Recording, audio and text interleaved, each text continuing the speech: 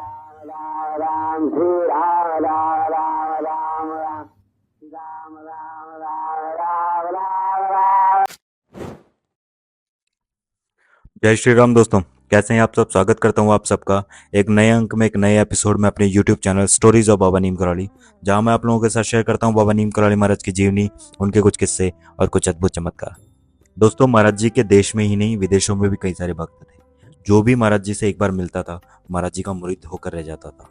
और कई सारे विदेशी, कई सारे दूसरे देशों से भक्त आते थे, महाराज जी की चर्चाओं के बारे में सुनते थे, महाराज जी की लीलाओं के बारे में सुनते थे, उनके दर्शन करते थे और महाराज जी के भक्त बनकर रह जाते थे।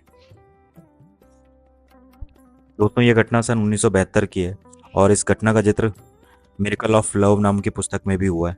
और दोस्तों, महाराज जी की एक विदेशी भक्त थी, अमेरिका से श्रीमती हीथर थॉमसन, जिसको बाद में महाराज जी ने सीता नाम दिया था।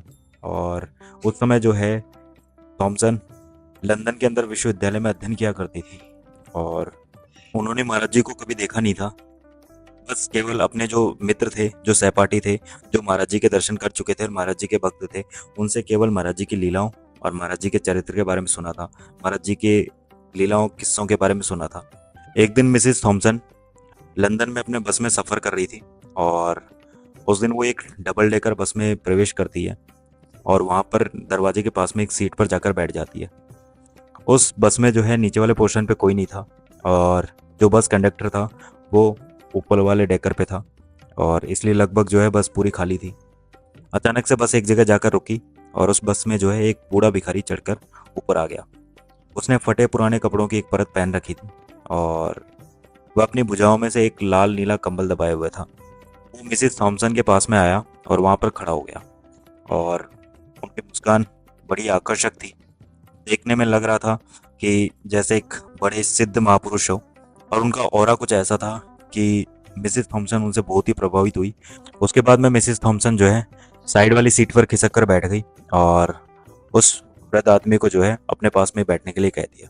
वो वृद्ध आदमी जो है मिसेस थॉमसन के पास में ही बैठ गया और वो वृद्ध आदमी जब मिसेस थॉमसन की तरफ देख रहा था तो अचानक से किसी अजनबी की इस तरीके से घूरने को देखकर मिसेस थॉमसन थोड़ा सा डर गई और खिड़की की तरफ मुंह करके बैठ गई।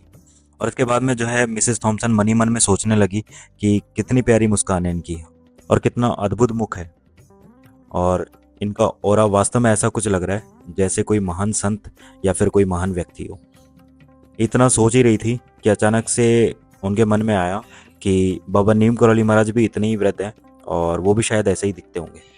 और इतना विचार करते करते जैसे ही उन्होंने मुड़कर देखा तो इधर बगल वाली सीट पे एकदम से कोई नहीं था और जो वृद्ध आदमी उनके पास में आकर बैठा था वो अचानक से वहाँ से अंतर्ध्यान हो गया। ये सारा खेल जो है चंद मिनटों के अंदर हो गया और वो वृद्ध कहाँ गायब हो गया ये मिसेस थॉमसन समझ नहीं पाई, क्योंकि बस चल रही थी, बस कहीं पे रुके भी नहीं और वो अचानक से कहाँ गायब हो गया जो भी उनके पास में आकर बैठा था। मिसेस थॉमसन ने जो है सड़क देखी, सड़क सुनसान थी और वहाँ पर दूर दूर तक कोई भी भिखारी नहीं दिखाई दे रहा था। इसके बाद में जो है मिसेस थॉमसन कुछ भी नहीं समझ पा रही थी। तो क्या आप अपने घर पे आ गई और घर पे आकर जैसे ही वो अपने घर पे आई तो उनके कुछ मित्र उनके पास में आए और उन्होंने मिसेस थॉमसन से कहा कि पिछली रात को कुछ ऐसा उनके साथ में अनुभव हुआ कि किसी ने उन्हें प्रेरित किया है या फिर किसी ने उन्हें प्रेरणा दी है कि वो जाकर जो है मिसेस थॉमसन की मदद करे और उन्हें कुछ पैसे दे ताकि वो भारत की यात्रा कर सके। इधर मिसेस थॉमसन ये सोच ही रही थी कि उन्हें महाराज जी के दर्शन की इच्छा तो है, लेकिन उन्हें टिकट खरीदने के लिए उनके पास में पैसे नहीं है और इसीलिए शायद महाराज जी की प्रेरणा से ही उनके दोस्त उनके पास में आए थे ताकि वो उनकी मदद कर सके और वो टिकट खरीद कर महाराज जी के दर्शन कर लिए जा सके। इसके बाद में उसने जो है अपने विश्वविद्यालय में भी अप्लाई किया। दोस्तों, इंग्लैंड में प्रत्येक सत्र के उपरांत जो स्टूडेंट्स थे वो अपने घर जाने के लिए आवेदन किया करते थे और ऐसा ही एक आवेदन श्रीमती थॉमसन ने भी किया था। और जब मिसेस थॉमसन ने वो आवेदन किया तो उसमें एक राशि की मांग की थी जिससे वो भारत जा सके और बाद में जब उन्हें पता चला कि उनकी अकाउंट में जो राशि आई है, जो अमाउंट आया है, वो जस्ट उनकी जो डिमांड की गई राशि थी उससे दुगना है। जब उन्होंने चेक करवाया तो उन्हें पता चला कि वास्तव में वो राशि सही है और उन्हें इतनी ही राशि दी जानी थी। इस पर उन्हें समझ में आ गया कि महाराज जी की ही सारी लीला है, महाराज जी का सारा जुगाड़ है जो उन्हें भारत बुलाना चाह रहे हैं और उनसे मिलना चाह रहे हैं। तो वो भी जो है तुरंत उसने टिकट करवाया और महाराज जी के दर्शन के लिए भारत पहुंच गई। जब मिसेस थॉमसन वायुमार्ग से दिल्ली आई और महाराज जी के दर्शन के लिए कैंची पहुंची तो आश्रम में प्रवेश करते ही उसने निश्चय किया कि मैं पूछूंगी महाराज जी से कि क्या वो वही वृद्ध हैं, वही भिखारी हैं जिसने मुझे लंदन की बस में दर्शन दिए। और जब वो महाराज जी के पास में पहुंची, महाराज जी के समक्ष पहुंची और वही कंबल ओढ़े हुए देखा तो देखकर जो है सन्न पड़ गई, क्योंकि वही मुस्कान, वही चेहरा, वही कंबल। और वो अब समझ चुकी थी कि लंदन में उस दिन उस बस में जिस वृद्ध को या जिस भिखारी को उसने उस दिन देखा था वो वही थे, महाराज जी थे जिसने उसे लंदन में दर्शन दिए थे। तो इस तरीके से दोस्तों महाराज जी की कृपा दृष्टि किस पर कहाँ हो जाए ये स्वयं महाराज जी जानते थे। और दोस्तों आज भी ऐसा ही है कि महाराज जी जिस पर अपनी कृपा करना चाहते हैं, जिसे दर्शन देना चाहते हैं या जिसे अपना भक्त बनाना चाहते हैं, महाराज जी उसे अपने पास में बुला ही लेते हैं।